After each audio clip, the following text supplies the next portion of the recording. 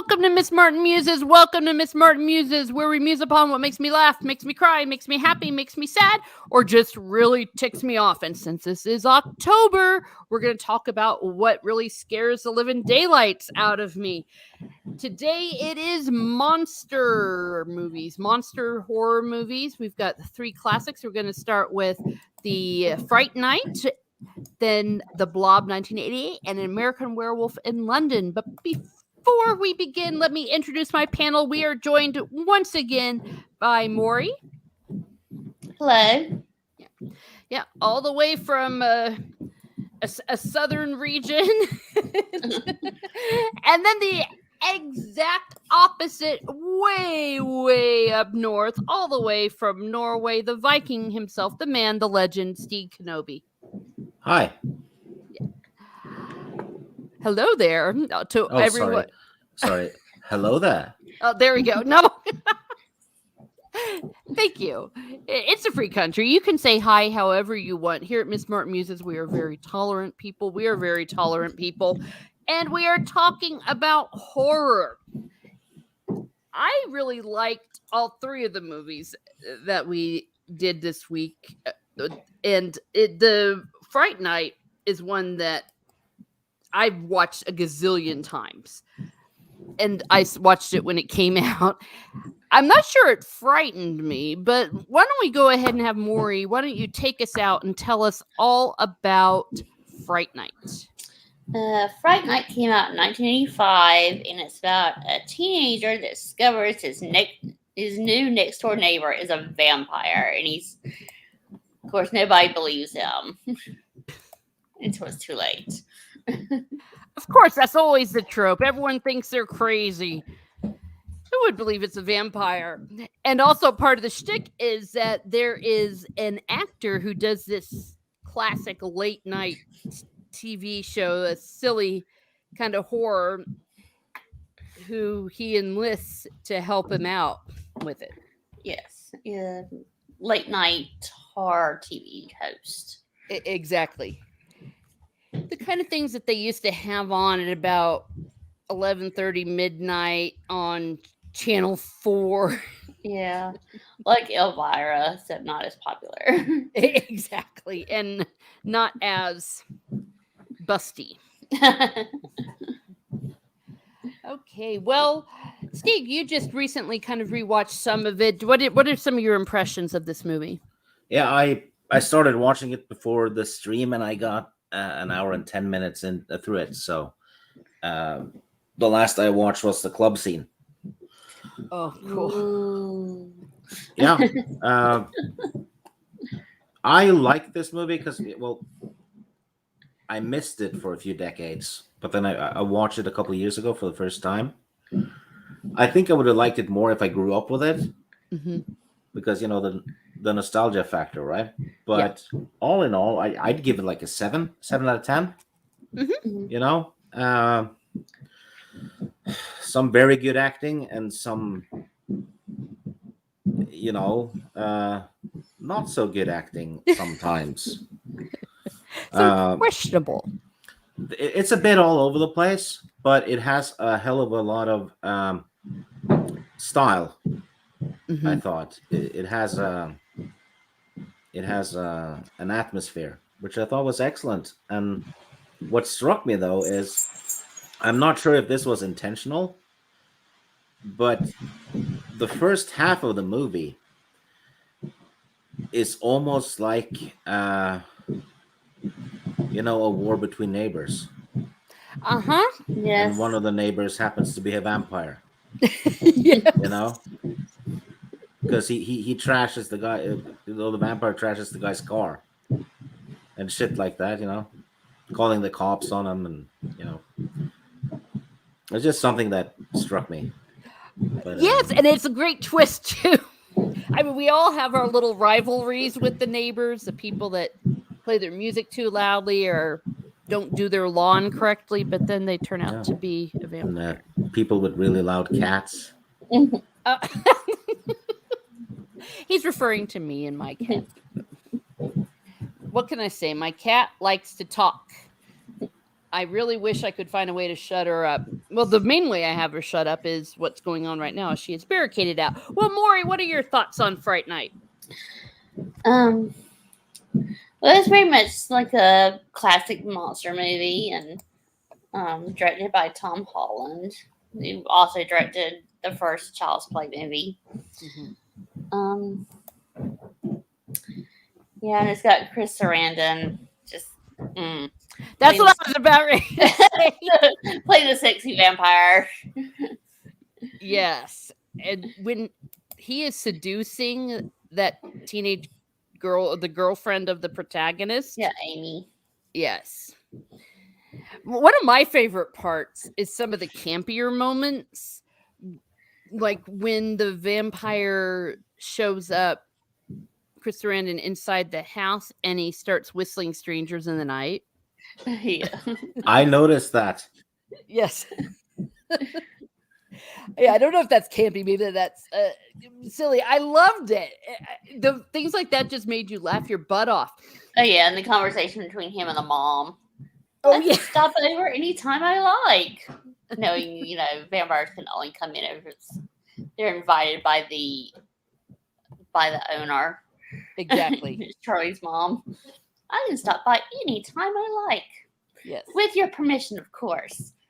And she's like, Exa- sure, anytime. And Charlie's just like, oh my gosh. It's like, no. I thought it was a bit, that scene where the vampire enters the guy's bedroom Mhm. and the mom is sleeping and stuff, and he's like, yeah, we wouldn't want to wake up your mom, and then he throws him through the closet and smashes everything. And I'm like, the mom still doesn't wake up, and she's just across the hall. And then later on she wakes up though, but it's like that mom sleeps well. Whatever she's on, I want. Yeah, she probably takes some sleeping pills. Yeah, she's got the good stuff there. Well, the mom's all jitsi. Yeah. Well, I loved Roddy McDowall in this. Talking about a classic actor, classic comedian, who is definitely a skeptic at the beginning of it. And it even showed when he is facing the vampire and he whips out the cross.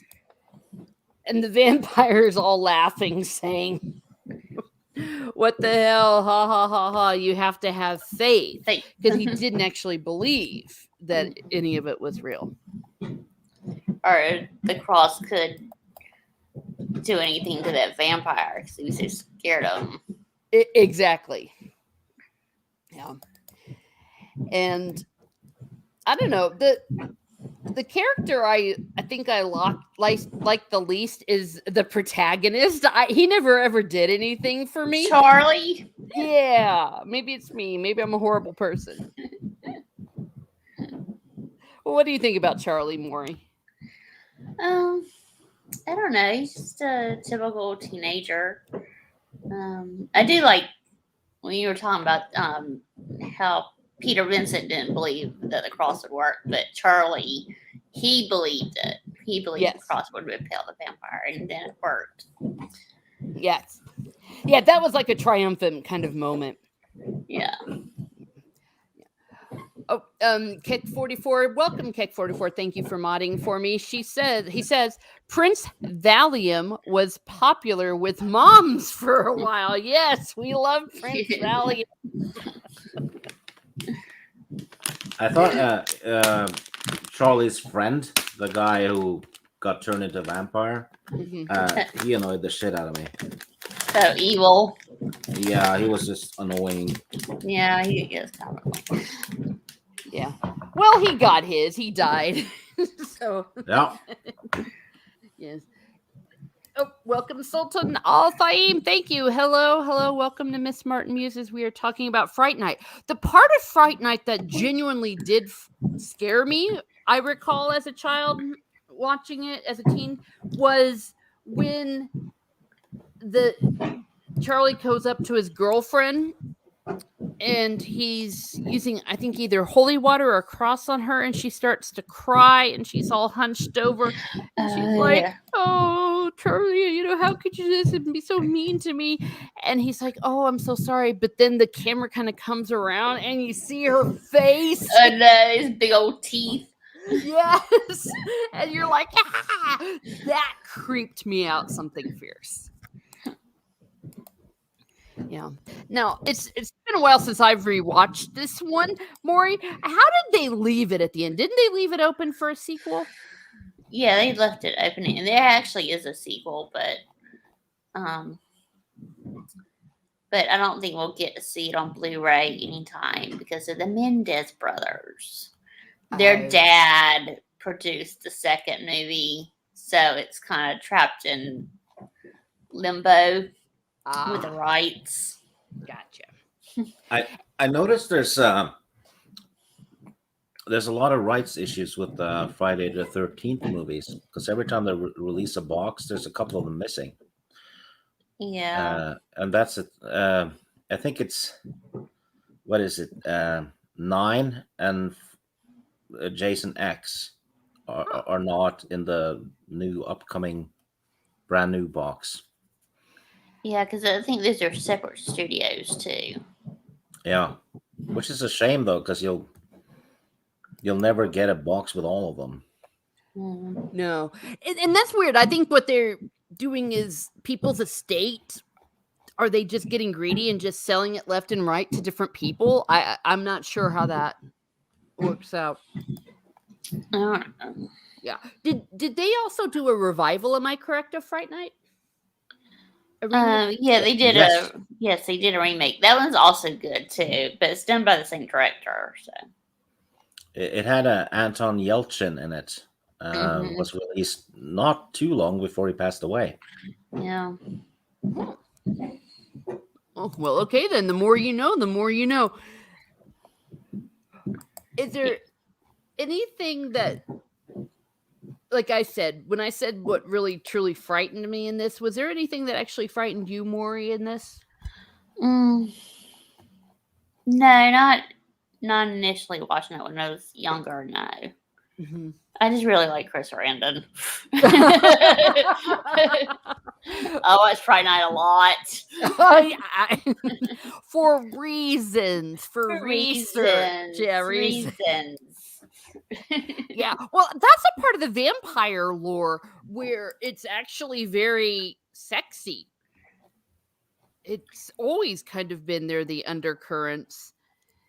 The Nistafaru, I'm probably mispronouncing that vision. Nosferatu? Thank you. When in doubt, go to the Mikey. Yeah, that's often not the vision that they usually like to go for with the vampires. It's more sexy and rapey, if that's the right word. It sounds wrong when I say it out loud.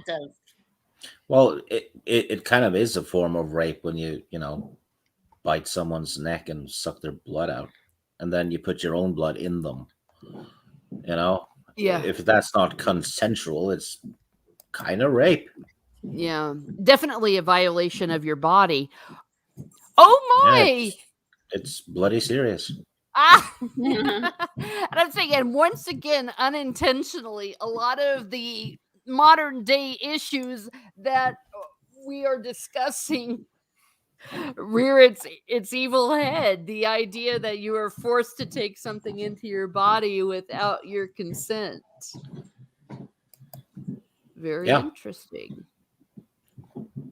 I guess perhaps also showing that these metaphors that they have in these horror movies, that they actually work across time, that they never actually go away because they are timeless, and that's why they're great.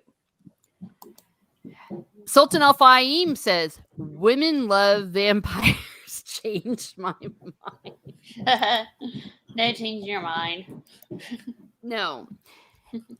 I think with the ultimate example we have is on Twilight, where the teen vampire, and they also did it with the Vampire Diaries. These sexy teen vampires, they're good looking. They absolutely adore you. They're magnificent in bed, and they're very, very rich. And Damon's also dangerous. Yes, the bad boy, the danger. Yes, yeah, the bad boy, dangerous, very seductive, Mhm. very He- temptation. You kind Precisely. of had the same with Buffy, with Angel. Yeah, with Angel Mhm. and Spike. The forbidden fruit. I don't like Spike because he's a Manchester United supporter. When I heard that, I was like, sorry, she has to stake it, man. No mercy, no mercy. Well, and isn't this a case in point when we're talking about Fright Night? Me and Maury are like, Chris Sarandon. Oh, and that sexy scene. Mm, It's like you can come and visit anytime. sure. It was kind of like this vampire movie. For an 80s movie, it was probably, it had way more eye candy for the women than for the guys. Yes, because Amy wasn't exactly hot, was she? Until the end. Oh, yeah. I think guys like where she's a redhead and she's vampired out. She's doing the sultry vampire thing. Yeah. Yeah.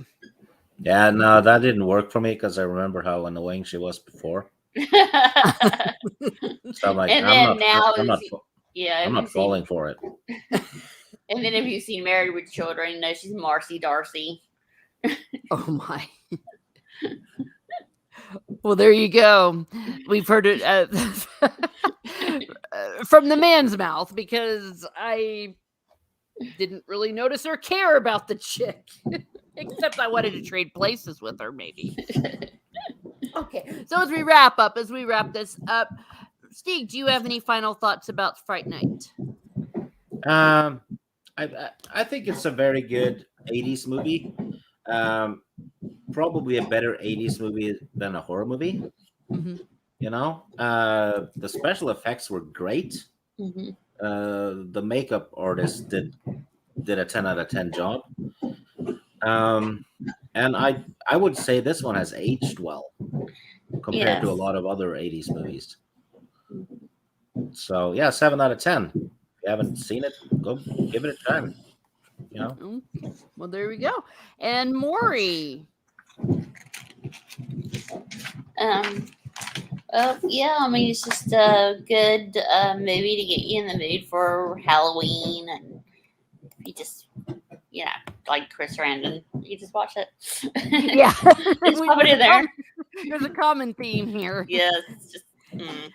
Well, look what we have in the chat. We have, as always, we have Kek44. We have Sultan Al-Fahim. Thank you. I love having you all here.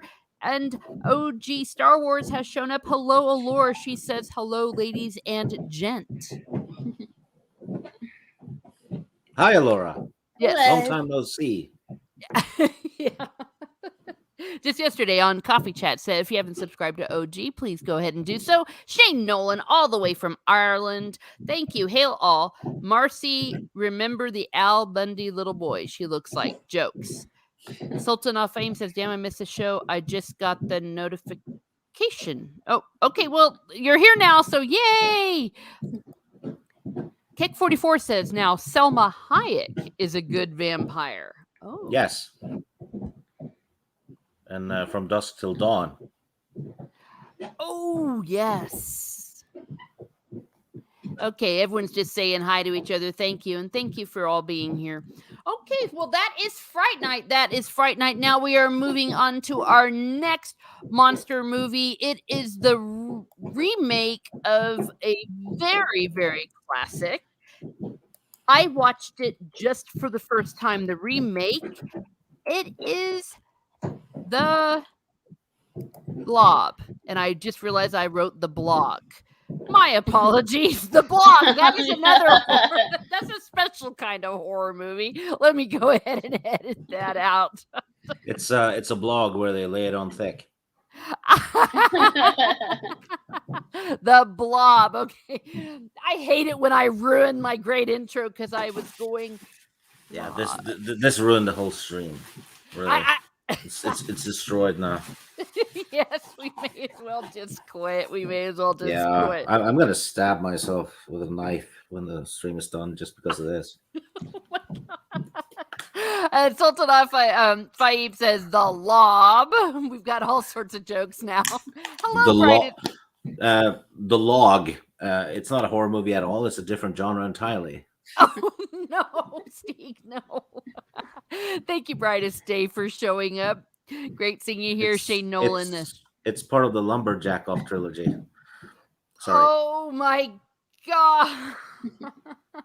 Sorry, that was wooden delivery. Oh. No need to bark at me.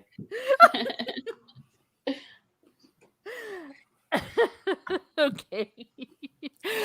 Selma Hayek in Dust Till Dawn was voted as sexiest or sexist scene. I'm thinking sexiest. Sexiest. Yeah.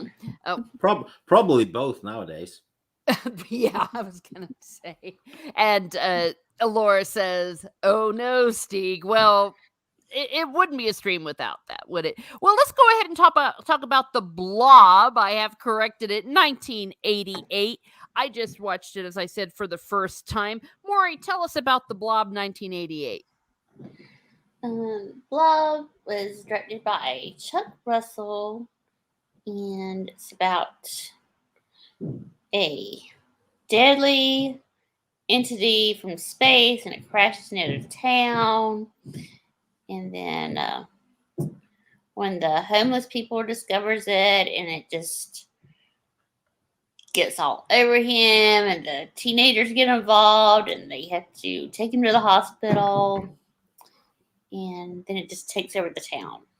Yeah. It's really frightening in this version. The original version, which I adore, was kind of funny. They would just go, ah, and this blob would come and get him. But in this, holy crud. Yes, the blob comes from outer space and lands next to this homeless dude, and it starts to take off his hand, and then it just melts his body. And when the teenager that had taken the dude to the hospital was there right after that happened, his face was melting off. I was really creeped out. That was really frightening. I did not like that one little bit. Yes, it's very violent, very 80s. Yes. And the whole thing is that as the blob eats each person, it gets bigger. Yep. And, also, a side note, this movie is from 1988. So if you watch it on Blu-ray, you'll be watching it in ADHD. Good one. And this is a perfect segue for OG Star Wars. Yeah, I agree. Stieg has a clever way to bark his puns and make everyone lose control with laughter. Lose control. Lose control. Oh, maybe it's lose control. I thought she was maybe making a pun about the bowels. Let me just leave it. She spelled loose wrong. Yes. Okay, we've got it. We've got it. Yes, indeed. So, Stieg, what did you think about this? You said you liked it. Yeah, it's awesome. Who doesn't like a killer blob from outer space wrapping around people and devouring them? You know, it had what's his name, Kevin Dillon. Oh yeah, underrated actor. Yeah, Matt Dillon's brother. Yep. This movie though does something a lot of other movies don't. The blob, being the monster, killed the kid. Oh yeah.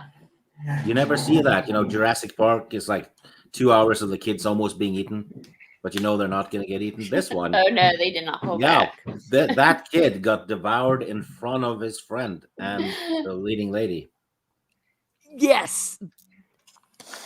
I, of course, don't like that because I don't like to see kids get hurt. No, but I don't like to see it, but it's just realistically, it should happen more in movies like that. Yes. Well, and it is a horror movie, so yeah, and kids are idiots. They they would be the first ones to get eaten realistically. You know? Yes. Eddie's here. Oh, Yes, hey, hello. Hello. Eddie. Hey, welcome. Hi. Thank you. Yeah, we're just coming in talking. Yeah. We're Yeah, talking about just the started. Blob. Yeah, I just started that. Started the Blob. Oh, okay, cool. I like that one. Yeah. Yeah.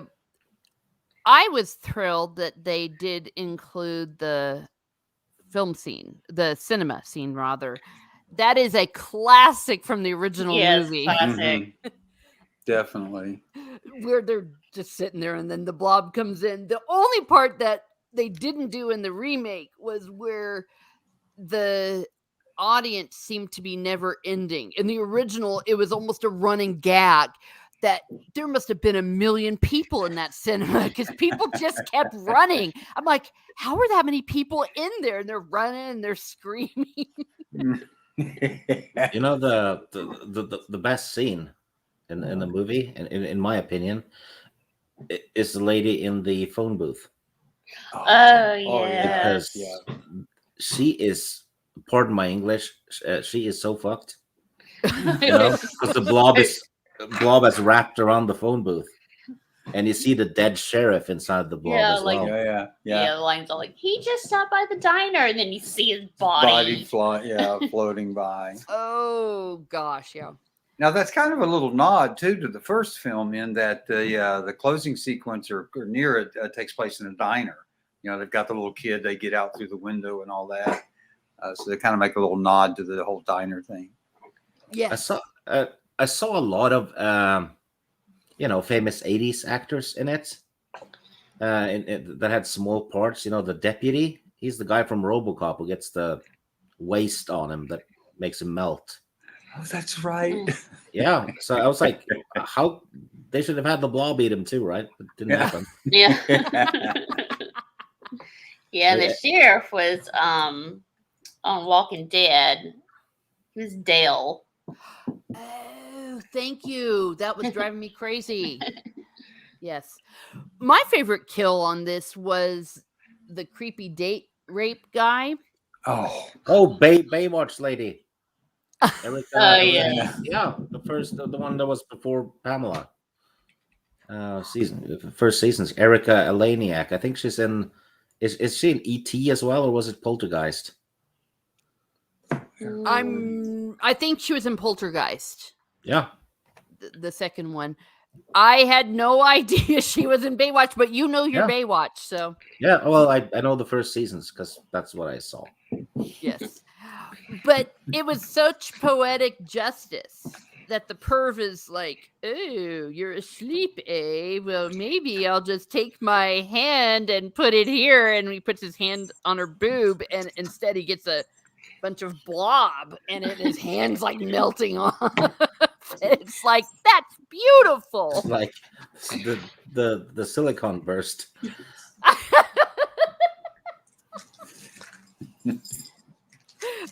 Those are always my favorite kills in these horror movies where the person really, truly had it coming. sure. Oh, yeah. Yeah, and the blob's coming out of every orifice. Because of her eyeballs. It does come out of her eyeballs. And her doesn't it? ears. Oh, it's not- gosh. Oh, yeah. Yeah, that guy was a blubbering idiot. All right. Oh, Shane is telling us that she was the little girl Elliot kissed in science class with the frog. Yes. Oh. Erica with hearts over the. She's popular. Oh, yeah. She was in that Steven Seagal film, too. The what was that one? The one Under Siege. Yes, exactly. Yeah. Yeah, she was in the cave. Yeah, she was popped out of the cave. Yeah, and showed her blobs afterwards. Yeah, she. Actually, not a bad actress. You know, she really wasn't bad in that one. I've not seen her in a lot of things. I've seen a lot of her in the little things that I've seen her in, but She got tired of Hollywood, I think. oh, good for her. And, she's in smaller independent stuff now, and I think she was in what was it called? A Bordello of Blood. Oh, Yeah. Oh my. She was in that one. I think it's based on the old Tales of the Crypt comics. Yes. yeah. She was. I think that was the one she was in. Probably played a prostitute. Yeah. Well, if it's blood, did you say Blood Bordello? Bordello of Blood. It's a vampire movie. Oh, speaking of sex and vampires, there we go. We got the Bordello of Blood. Yeah. Oh my gosh. Yeah, It's like, Angie Everhart plays the head vampire. it's Oh, like well. how much for BJ? Oh, you have to pay the blood price. Oh, gross.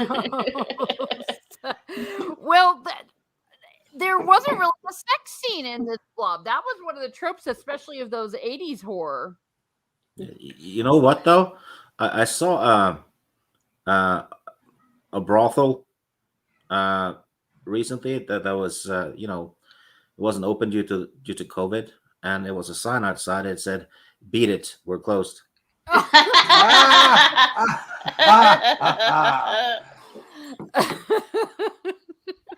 You heard it here first. No, Just beat it. that's terrible. Oh my. Well, they're a little more open-minded in Scandinavia, so they're a little more free-spirited about that kind of stuff. That was a good one, Steve. No, but for real, there was no sex scene, and there was there anything else really that happened? No really other interesting kills. They had the slime thing that was in the garbage disposer. Now that was That was Oh, good. yeah. That was good. yeah. Will make you rethink next time you put your plunger into something. Yeah, his life went straight down the drain. Yeah. Clean kill. Oh no. Oh my. Yeah, that was a good one. I mean, what sort of idiot sticks their hand down into to the drain with all this stuff? And that's the first thing I would do. The first thing you do is you grab a knife or something you poke down in there. But he was hosed anyway. The thing had a quick move.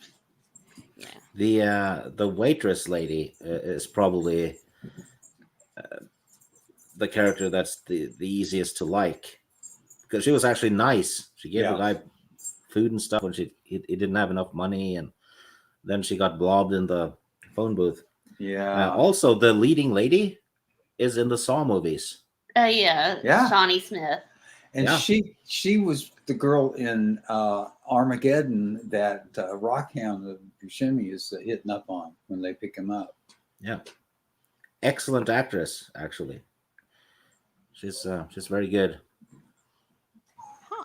I know there's another. It's not really a blob kill, but I love when Dylan puts the Lars rocket launcher up and blasts the truck off the top of the manhole cover. That's one of my faves. It's not a proper 80s movie if it doesn't have a bazooka in it. Yeah, well, exactly. You got to blow something with wheels on it. It needs to have a bazooka and someone doing a lot of welding. Oh yeah. Yeah. Oh, gosh. No, I won't be able to unsee that. Well, it's absolutely a thing. Yeah. Especially in 80s action movies, there's always someone doing welding. Even in Aliens, they do welding. Yeah. Even though it's supposed to be the future. Yeah. Yeah. Over welding. Yeah. I wasn't entirely happy with their decision at the end to not take the blob and put it in the Antarctica. I know. That. Yeah, I know. That they should have done that. Yeah. They really should. And then they could have done a sequel. Global warming, melting the ice, and freeing the blob. Ooh. Yeah. Well, there you go. You see, if they'd have just kept the original ending. People need to listen to me. Exactly. Yeah, but that was a little bit of what they said in the original, though, Steve, because what they did was the army took the blob up to the Antarctica and dropped it by parachute into Yeah. the ice. To make sure it didn't hurt itself when it landed. Right. Exactly. I always wondered No about any that. suits, Yeah. And then what they said was, well, we're safe from this. And then the dude goes, so long as there's ice in the Arctic. And then there was a big question mark. And that was the end. That was the end of the That's original. right. Steve. That's right. So Well, yeah. in the remake, though, it was kind of strongly hinted that the government had made they said it flat out, didn't they? Yeah, that it it was was actually a- a weapon. Yeah, it was a weapon of war. They Yeah. were trying to. Mutated it in space. They were going to do another remake, but I think it's gotten canceled. It was supposed to have Samuel Jackson in it. He was attached to it for a while. Wow. But I think it's dead in the water. Oh, okay. Was that a pun or a joke, Steve? No. Oh! It's just ended up in development hell or something and never happened. Okay. I'm sorry, Steve. I was thinking, okay, here comes the joke. Okay, this was just a straight comment. Okay. No. And Sultan Fahim says, now that the mod is gone, game on. Yes, Keck has to be right back. Well, we have other people around to make y'all behave. But I don't think that you can do anything more wild than what can sometimes pop up on our panel. So it's all good. It's all good. Well, we're coming up to the end of our time for the Blob. Any last thoughts, Eddie or Maury, on the Blob? Well, I said when they were watching, like talking about the Antarctica thing. It's like, yeah, I guess the Antarctica, and then it's supposed to become the thing. Yeah. Oh, that's Yeah. cool. Yeah, and then Kurt Russell finds it. Yeah. That's a perfect crossover. Yeah, that's what happened to it. It became the thing. They never listen to us. How about you, Eddie? Yeah.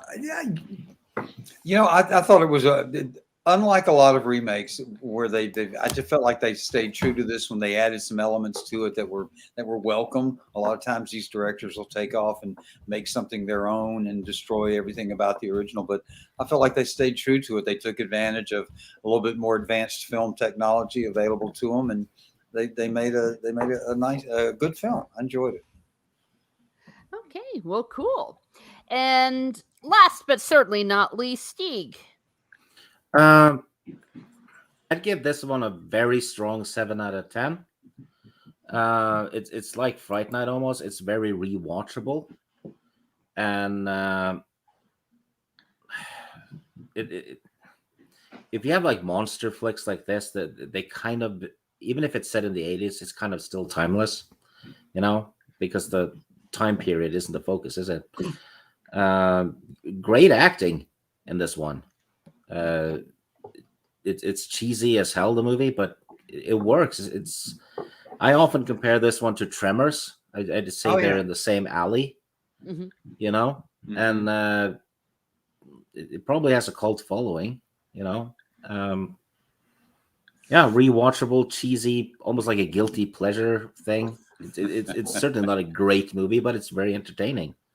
Yeah. And there's something to be said for movies like that. Not every movie needs to be Schindler's List. Yeah. Yeah, I agree. I always say that if a movie keeps you watching to the end, and if you generally enjoyed yourself, if you laughed, if you got a few scares, then it did its job.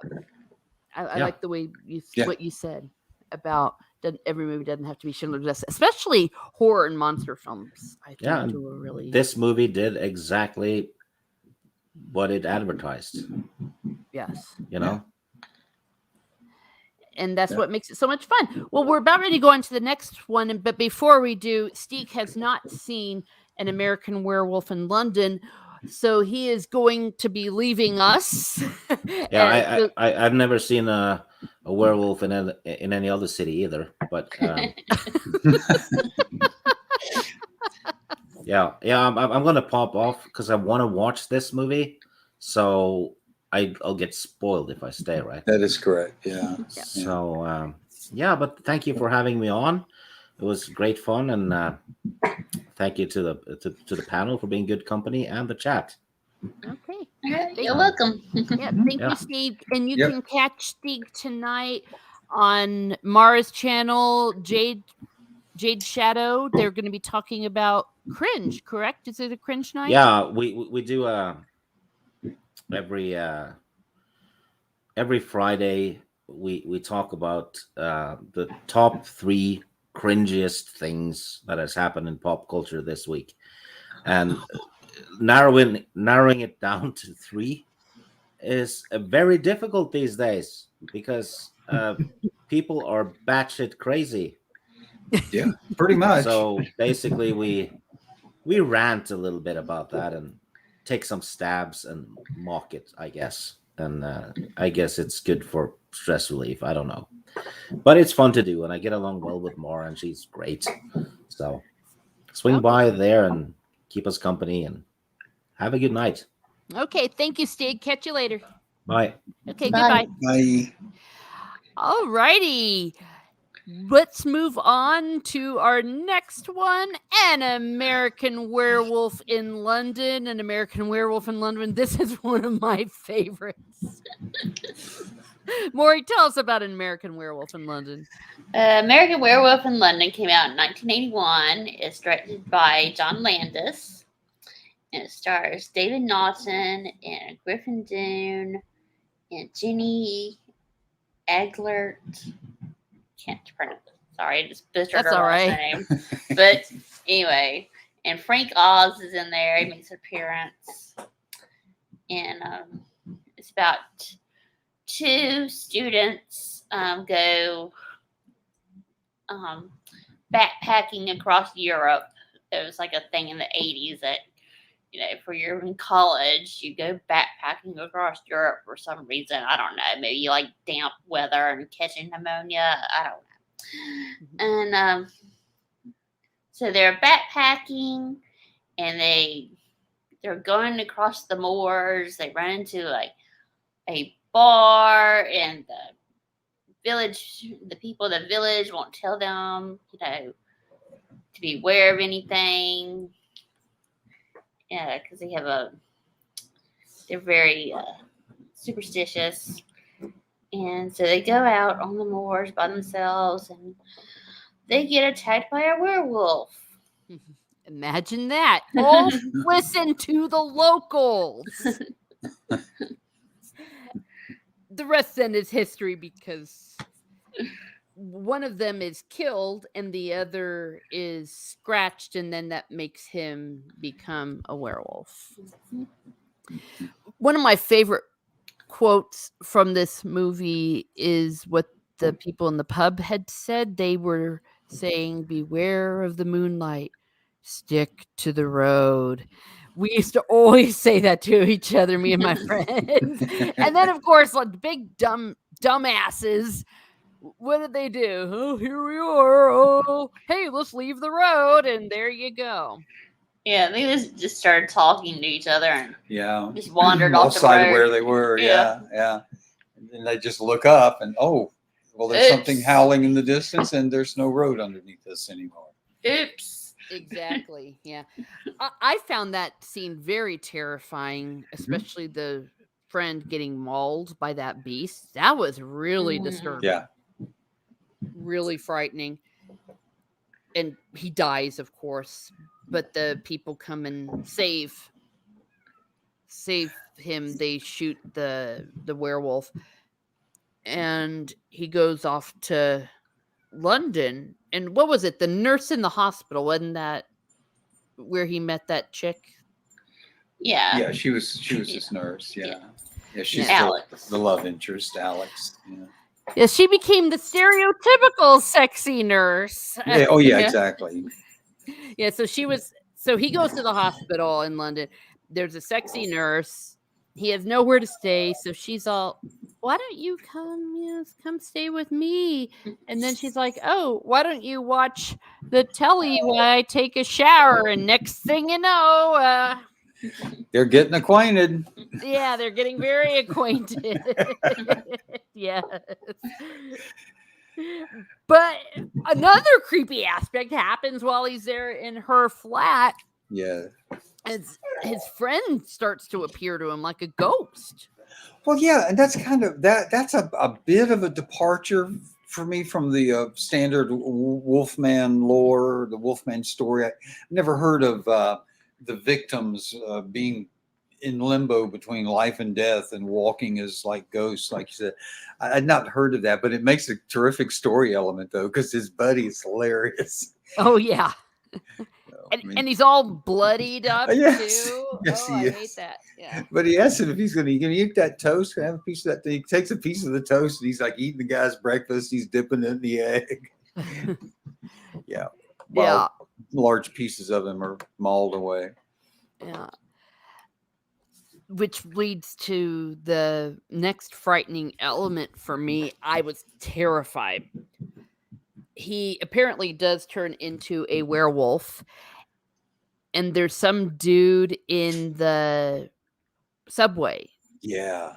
Oh my gosh. And the way you hear the howls and they're echoing throughout the subway area. I think they call it the Tube in London. But that scared the crap out of me. I was terrified. Well, you always feel isolated anyways, and for some reason, oh, look who we are. No one's around here in the subway in London, and then you hear this echoing, and of course the dude gets killed, and the werewolf, I forget his name. What's the name of the protagonist, Maury? David. David. Okay, thank you. Yeah, he wakes up buck naked. Because he spent the night killing and then awakens naked in London, and no one really thought too much of it. It's like, in the zoo, in the wolf pen. In the wolf pen in the zoo. The wolves are just looking at him, you know. Like, hey there. What are you doing in there, you know? Exactly. Oh boy. Well, was there anything in particular that either of you found frightening about this? Well, watching the transformation scene. Yeah, the transformation scene is we have like totally lit. Yeah, full light. You know, everything. It was. I saw the film in '81. Was it when it came out? And in a theater, and that transformation scene was unlike anything I'd ever seen before. It was at that time, you know, there wasn't a lot of CG stuff available, and this was not even CG. It was actually models and things and prosthetics, all practical, all stuff like that, all in camera, and it was just amazing to me. I'd never seen anything like it. So. Yeah, it never occurred to me because I was too young to see it in the cinema. When it came out, I saw it on video later, but you're right that was something that was not really what we had seen. Yeah, I mean, it was to actually dwell on the transformation to such a degree and in such brightness, and I mean, they didn't hide it in shadows. It wasn't behind the couch or wrapped up in the curtain. I mean, he was right out on the floor, turning into a werewolf. And it was a very effective scene. Mm-hmm. Yeah, Rick Baker did the makeup effects for that movie, and he's also done Videodrome, Ghost Story. Oh, okay. He worked the second unit for 1977 Star Wars. Okay. Oh. Okay. Don't they also start to suspect David of being a serial killer? I don't think they suspect him of being a werewolf because that's a little bit ridiculous. Well, the police definitely come and investigate because there was a series of, you know, David at first all doesn't realize either that he's actually been the one that killed all these people. He wakes up, he makes his way back to Alex's apartment, naked, running through the streets of London until he can steal an overcoat, a woman's overcoat that he wears the rest of the way home. You know, and then he gets in the house and he's not even, he's feeling great. He's he's all over her because he's like energized and all this kind of stuff. Then she tries to get him to go back to the hospital, see the doctor. They get in a cab. The cab drivers begins to, oh, did y'all hear about all those murders last night? Well, now David freaks out because now he realizes, oh, it wasn't a dream. I actually went and killed people. And so he goes pretty bizarre. And then right then, I don't understand his reaction. He should have followed her advice and gone to the doctor. And if you're going to change again, and you're going to change again, go somewhere in a controlled environment where you can be filmed and stuff. Yes, David Naughton was the Dr. Pepper guy. Yeah. Yeah. Oh Yeah. gosh. That's I'm a pepper, you're a pepper, would you be a pepper too? And they actually did that to him on set, like after he finished rapping, or he said, I'm a werewolf, you're a werewolf, won't you be a werewolf too? Well, I'll tell you what, one of the funniest scenes of this movie was when he goes in and tries to get himself arrested. He's up with the Oh, I know. What is it? The Queen Elizabeth's a man. Yeah, And he and starts hollering all these insults. all the really bad insult about Prince Charles Exactly. is a British cigarette, and he just starts yelling all these obscenities, the F-bomb, and he's Right. like, I'm going to have to arrest you. And he's like, yes, that's Yes. what I want you to do. But yeah, I was just like, wow. I always thought that was really funny. It is. Yeah, the movie gets in between. It has some really intense, genuinely frightening moments, but then it reads almost as a comedy. It has so much humor in it. Yes. You And I thought know? it was a good balance between the two. Yeah, definitely. Yes. Definitely. Yeah, like when they're in the adult theater and Jack's telling him to kill himself, and then all the other All the victims other people, they're the there. British couple. Yeah, the newly engaged couples there. Oh, they're all like, "Hi, Hi, hello.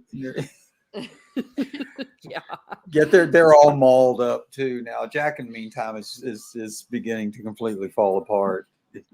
He gets progressively more beaten up or chewed up or whatever. Decomposing, exactly. Yeah. He's kind of falling apart. Literally. Yeah, literally.